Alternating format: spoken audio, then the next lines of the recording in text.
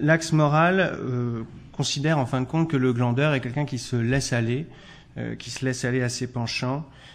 Au fond, si le travailleur est quelqu'un de sain, tout comme le croyant, eh bien, dans ce cas-là, le glandeur est une sorte de mécréant, quelqu'un qui n'a pas le contrôle de lui-même. Donc il est à la merci de toutes ses passions. D'un point de vue médical, le glandeur chronique, le glandeur professionnel, serait plutôt quelqu'un de mélancolique, de dépressif, quelqu'un qui aurait perdu, disons, la volonté. Mais ce qui est intéressant ici, du point de vue médical, c'est que on ne retrouve pas la notion de responsabilité qu'on avait du point de vue moral. Quelqu'un qui médicalement glande, en fin de compte, n'est pas tout à fait responsable, il subit le fait de glander, alors que le point de vue moral l'accuse de glander. Alors, on peut supposer effectivement que si la glande est dépréciée à ce point, c'est que le travail doit avoir une fonction bien claire. Une image a été employée ici même en 2007 par Pascal Taranto, une image qui compare l'ermite au cénobite, deux types de moines. L'ermite donc est un moine solitaire, Eremos signifie désert, donc il se retrouve dans une sorte de désert. Les cénobites, au contraire, vivent en communauté et donc sont occupés à avoir différents travaux manuels et différents devoirs spirituels. Donc, en fin de compte, le cénobite est utile à lui-même dans la mesure où il s'empêche d'avoir de mauvaises pensées en travaillant, et utile à la communauté dans la mesure où son travail peut profiter aux autres. Donc ici, on se rend compte au fond que l'ermite est une figure négative dans la mesure où l'ermite serait dans une sorte de solitude quasi égoïste. Et d'ailleurs, cette notion d'égoïste est intéressante puisqu'effectivement, on associe souvent l'égoïsme à la paresse, enfin du moins, ou la paresse à l'égoïsme, tandis qu'un autre terme comme celui d'individualisme est davantage associé au travail. C'est la libre entreprise. Sans doute, ce contraste est assez intéressant. Alors pourquoi, au fond, critique-t-on la paresse, sans doute par apologie du travail, on l'a vu parce que le travail d'une certaine manière occupe et rend utile, mais aussi parce que le travail développe. Alors il développe tout d'abord l'individu de façon assez simple. Un individu s'éduque, on sait pertinemment qu'un être humain travaille sur lui-même pour acquérir une culture, mais il n'y a pas que le point de vue individuel, puisque au point de vue collectif, l'humanité, en quelque sorte, par son travail, se développe. Ici, on a effectivement l'origine de la notion de progrès. Le progrès, effectivement, est basé sur le travail, le progrès de l'humanité est basé sur le travail des hommes. On pourrait citer Kant sur cette question-là, puisque pour Kant, si la nature a donné à l'homme la raison, c'est qu'elle a voulu qu'il travaille, parce que cette raison n'est pas immédiatement en exercice. Cette raison, demande de l'effort. Donc, je cite Kant, sans le travail, toutes les dispositions naturelles excellentes de l'humanité seraient étouffées dans un éternel sommeil. Donc, on se rend compte ici pourquoi la paresse, effectivement, peut être dénigrée, puisqu'au fond, celui qui paresse refuserait de participer au développement de l'humanité et au progrès. Alors, on aboutit assez facilement ici à une condamnation de type politique. Tout d'abord, la condamnation de l'attentisme. L'attentisme, au fond, c'est ne pas agir. Ne pas agir ne signifie pas, bien entendu, tout à fait ne rien faire, puisque quand on ne fait pas quelque chose, cela peut avoir des conséquences, comme par exemple ne pas résister à l'oppresseur, ne pas secourir une personne en danger, etc. Donc ici, celui qui paresse, en quelque sorte, n'accomplit pas son devoir. On a ici donc une condamnation de l'individu, mais on a, plus grave, une diabolisation des communautés dès lors qu'on considère qu'une communauté est paresseuse. Il suffit de désigner une communauté comme un obstacle à l'objectif que l'on envisage pour l'humanité pour considérer cette communauté comme inhumaine. Dès lors que l'on ne reconnaît pas l'intérêt des pratiques d'un peuple, on le méprise et menace de le détruire ou de l'asservir à des objectifs reconnus comme valables. Ainsi, effectivement, disons, la figure du sauvage a été souvent associée à la paresse dans la mesure où on ne comprenait tout simplement pas le sens de la vie, du mode de vie du sauvage, ce que les anthropologues ont certainement réussi à réparer. Tout aussi grave, au fond, l'équation qui peut être faite par l'extrême droite entre les étrangers et les chômeurs. Bref, nous avons une somme d'exemples qui montrent comment, disons, la paresse devient, la critique de la paresse devient un alibi de combat contre un bouc émissaire, disons. Alors, les improductifs en question vis-à-vis de la société sont, on vient de le voir, les étrangers, mais pourquoi pas aussi, quand on veut, les jeunes, puisque les jeunes, au fond, ne travaillent pas vraiment, ils font des études, en plus, ils sont peut-être pas tout à fait compétents.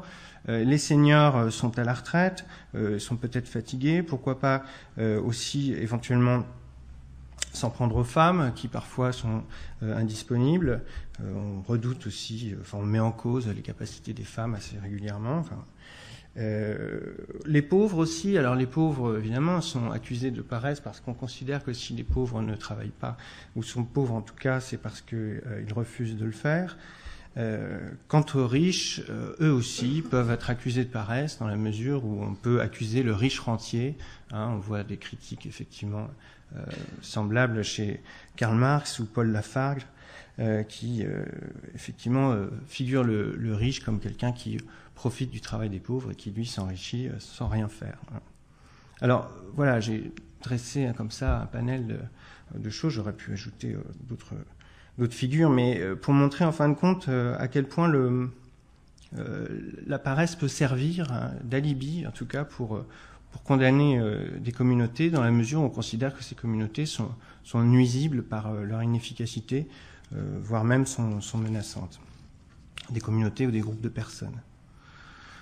Alors on a aussi une condamnation qui est plus profonde, peut-être plus philosophique, c'est la condamnation du divertissement en philosophie, où l'on condamne non seulement la paresse, le loisir, disons, mais aussi le travail. En fin de compte, tout ce qu'on fait, travail et loisir, est rejeté comme étant un divertissement qui nous écarterait de considérer la véritable angoisse de l'existence. Ce sont des idées qu'on trouve chez Pascal, qu'on retrouve au fond sous différentes formes, chez Jacques Ellul, chez Guy Debord, etc., chez Heidegger. Donc une critique de la futilité qui peut aboutir à une critique du spectacle dans la mesure où, ce que j'entends par spectacle, c'est l'industrie du loisir, dans la mesure où l'industrie du loisir constitue une activité productive déguisée. Pour Horkheimer et Adorno, dans la dialectique de la raison, l'activité productive, le loisir est une activité productive déguisée, l'amusement est le prolongement du travail, et on retrouve dans nos amusements industriels l'automatisation qui était dans le travail. Donc, on a une critique là conjointe au nom, disons, de l'authenticité, critique conjointe de la paresse, du loisir et du travail. On peut aussi condamner la paresse d'esprit. La paresse d'esprit, ce qui finalement est assimilé à une sorte de rêverie, de laisser-aller, d'une errance, d'une divagation mentale. Paresse d'esprit contre laquelle Descartes s'est érigé, notamment en parlant du droit chemin. L'idée de méthode chez Descartes, justement, c'est l'idée de ne pas laisser sa pensée divaguer. Alors, l'inconvénient de la méthode, justement, c'est souvent, à mes yeux, c'est l'introduction d'une rigueur technique dans la pensée qui condamne la rêverie. Bon, il y a des gens qui ont défendu la rêverie, comme Bachelard, mais beaucoup de philosophie, effectivement, envisagent la pensée selon une méthode établie une fois pour toutes, une sorte de savoir-faire ou une technique de la pensée qui peut, au fond, aller à l'encontre de ce qu'est véritablement la pensée, qui peut-être se nourrit d'une certaine forme de paresse. Il y a aussi des critiques de la paresse d'esprit à propos de la propagande. Disons que la paresse d'esprit, c'est aussi la porosité à des discours de propagande, à une certaine rhétorique. Et effectivement, on pourrait dire que la paresse d'esprit est le terreau du totalitarisme, idée qu'on peut retrouver chez la Boétie jusqu'à Hannah Arendt, d'une certaine manière, cette façon une paresse de pensée qui nous empêcherait nous rendre compte du mal que l'on fait, de la banalité du mal. Voilà, donc j'ai un petit peu parlé des différentes critiques de la paresse pour comprendre ce qu'on pouvait lui reprocher. On voit bien qu'il y a de nombreuses mauvaises raisons de lui reprocher des choses, quelques-unes sont compréhensibles. Je voudrais à présent essayer de comprendre le sens profond de la paresse, de l'improductivité. Alors tout d'abord, on pourrait aller peut-être chez l'animal, voire chez les animaux. Souvent on dit que justement les animaux sont besogneux. On prend la métaphore de la vie animale pour dire que l'animal, au contraire, enfin disons que l'animal a une vie active. Au fond, on trouve aussi la paresse chez l'animal, hein, dans les jeux des animaux, dans les siestes des animaux. Et je dirais que d'une certaine façon, là où les animaux nous ressemblent le plus, c'est dans les moments où ils semblent ne rien faire. La paresse peut aussi être assimilée à une forme de sagesse, puisque être paresseux, c'est rester tranquille, être indolent. Baudelaire admirait l'indolence de Jeanne Duval. On admire aussi l'indolence, des peintres comme Renoir ou Lieberman admiraient l'indolence des enfants. On adore l'indolence du chat, de l'oiseau, etc. La paresse aussi est sagesse dans la mesure où elle constitue une certaine vertu. Comme le dit bien Pascal Taranto, la paresse assèche la racine industrieuse du vice. Il a une image, il dit que vous ne verrez jamais courir derrière la fortune comme Harpagon derrière sa cassette, un paresseux. Donc effectivement, d'une certaine manière, glander, c'est éviter de s'affairer à faire des choses et à faire du mal, en l'occurrence. Alors, on pourrait finalement, pour faire une éloge de la paresse, faire un éloge de la passivité. Et cet éloge de la passivité, on pourrait le faire contre un certain volontarisme technicien issu peut-être, en gros, de la pensée de Descartes. Alors, la tradition peut-être du non-agir s'appuie sur deux sources, j'en repère deux ici. Tout d'abord, les romantiques. On trouve dans le romantisme une forme de laisser être, laisser être les choses, une volonté de ne pas provoquer l'extérieur, de laisser l'activité émanatoire des choses se faire, etc. Il y a une idée aussi dans le romantisme d'enivrement, de paresse enivrée, etc. Donc d'un côté peut-être dans le romantisme, se laisser être de la nature, et puis dans le taoïsme, une forme d'orientalisme, le concept taoïste de non-agir, proche du non-être, qui favorise l'action spontanée contre le calcul et qui demande d'être à l'écoute des rythmes de l'univers. Alors, il est vrai que chez Heidegger, on retrouve des points assez semblables, peut-être d'origine aussi romantique et orientale. Quand Heidegger, dans la question de la technique, compare le pont à la centrale électrique, il explique au fond que la centrale électrique empêche la nature de couler, alors que le pont, au contraire, laisse les choses être. Ça laisse aller, alors qu'au contraire, la centrale provoque la nature et la met en demeure de livrer ses ressources. Donc ici, on a une sorte d'éloge du non-agir. Bien. Et au fond, cet éloge du non-agir a un enracinement religieux aussi, puisque vous n'ignorez pas, bien sûr, que dans la Bible, Dieu bénit le 7e jour dans la Genèse, et dans l'Exode, il demande de se souvenir du jour de repos pour le sanctifier. Et donc dans les religions, le moment de repos, le Shabbat, etc., sont des moments où justement il est important de ne rien faire pour, comme Dieu, contempler la création. Donc ça m'amène à la question de la vie contemplative.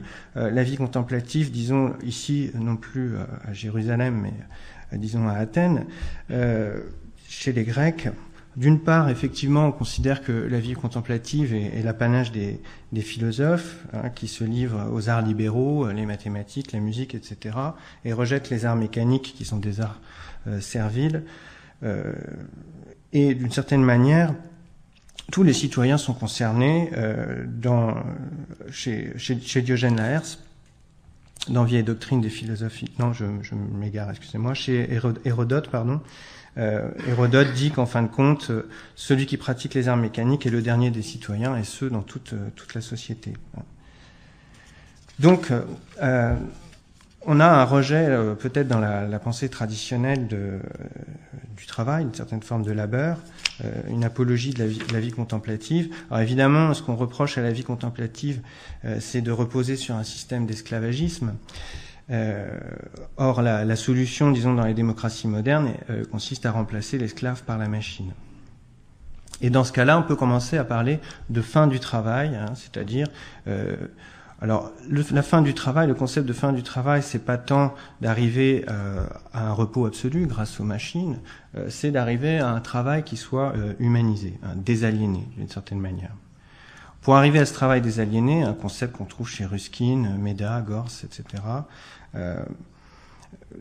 disons que la voie est difficile dans la mesure où si on se reporte à Paul Lafargue, l'amour du travail est une folie qui possède tout le monde, hein, et même les classes ouvrières. Il faut lutter là, pas uniquement contre une question matérielle, mais au fond une idéologie du travail. Alors, autre obstacle effectivement à une libération de la paresse, disons, si je puis dire les choses ainsi, c'est la fête commerciale. Les fêtes commerciales. La fête, au départ, est un moment, disons, de liberté, de transgression, à travers des saturnales, des carnavals, etc. Or, la fête, effectivement, a toujours été contrôlée, prise en charge par les religions et aujourd'hui par le marketing. Disons que la paresse devient un moment de consommation à travers un rituel de consommation standardisé. Hein. Donc vous verrez à chaque fête des cocottes de Pâques, des cœurs de la Saint-Valentin, des dragons du Nouvel An chinois, etc. Le même Père Noël qui sert à Coca-Cola, à Michelin, à Colgate, etc. À la fête des pères, disons que la fête des pères repose lui-même sur l'initiative d'un fabricant de briquets, hein, Flaminaire, de Redon. Voilà, disons qu'on a une invention des fêtes et une façon d'orchestrer la fête qui va complètement à l'encontre de ce que devrait être la fête, c'est-à-dire un moment de laisser aller et de laisser être. Alors, un autre aspect, peut-être que je pourrais envisager rapidement, concernant la paresse, c'est que la paresse, en fond, c'est un moment d'autonomie. Quand on peut paresser, c'est effectivement un moment où on a besoin de rien. Et chez Bergson, la paresse est liée au regard de l'esthète, hein, qui regarde les choses, qui perçoit les choses pour rien, juste pour le plaisir de les percevoir. Pour finir, comme le temps avance, je voudrais juste dresser une petite liste de quelques tendances contemporaines contre-productives, hein, qui tentent, disons, de réhabiliter une certaine forme de paresse ou ce qu'on pourrait, disons, être une manière de glander. Le pacifisme, par exemple, pourrait être une manière de glander parce que, par exemple, faire un sit-in, c'est une manière de rendre son inefficacité inefficace. Donc, dans le pacifisme, le boycott, le sit-in, la désobéissance civile, la désertion, etc. sont des manières d'agir en refusant d'agir. Autre figure éventuelle du glandeur engagé, celui qui pratique la décroissance, hein, puisqu'il réduit son activité de consommateur avant tout. On pourrait parler aussi du mouvement de l'économie sociale, qui, contre l'économie de marché, s'intéresse surtout à produire des services, à s'intéresser aux personnes, et donc s'intéresser aux personnes, effectivement, ça demande plus de temps, plus de patience, et voire un petit peu de paresse. Le mouvement de la simplicité volontaire aussi, avec le projet d'un hédonisme non consumériste, qui est contre toute forme de sophistication et qui va vers l'essentiel. Donc ça vous demande en quelque sorte d'apprendre à vous divertir et à vous reposer sans avoir besoin d'artefacts ou en tout cas de choses très évoluées. Le mouvement du slow food. Le slow food, c'est un mélange d'éco-gastronomie. Enfin, ça s'appelle l'éco-gastronomie en France, mais un mélange de gastronomie et d'écologie, et qui repose sur l'idée de prendre son temps pour manger, etc. Bien, alors tous ces courants, effectivement, qui consistent à glander, sont intéressants pour le marketing, hein, et d'une certaine manière, peuvent être tout à fait récupérables. Hein. J'entends la petite musique, je vais aller à ma conclusion. Donc ce que j'ai voulu montrer ici, c'est qu'en fait, quand on parle de paresse, on parle d'une inactivité qui est tout à fait relative, car en fin de compte, on évalue le glandeur non pas à ce qu'il fait vraiment, mais à ce qu'il ne fait pas. De la même manière qu'on peut dire que ce verre d'eau est presque vide, simplement parce qu'on ne s'intéresse pas à l'air qu'il le contient, et bien de la même manière, on pourrait dire que le glandeur ne fait rien parce qu'on ne s'intéresse pas finalement à ce qu'il fait réellement, mais plutôt à ce qu'il ne fait pas. Quelles sont les valeurs à ce moment-là qui intéressent les critiques des glandeurs? C'est penser droit, travailler dur pour la collectivité, etc. Sans voir que le glandeur peut aussi être quelqu'un qui est impassible, qui est libre, qui est contemplatif et qui est sage d'une certaine manière. Et comme je l'ai dit tout à l'heure, si nous voyions les fourmis glander, je pense qu'on les trouverait bien humaines. Alors, l'idée ici, c'est peut-être qu'il manque au fond un apprentissage de la glande, même si cela est paradoxal. On apprend effectivement à faire des choses, mais on apprend assez peu à ne rien faire, à savoir être. Et on pourrait rêver, peut-être comme Georges Bataille, lorsqu'il parle d'une société archaïque sans doute un petit peu idéalisée, une société où s'accorderait le travail et le jeu.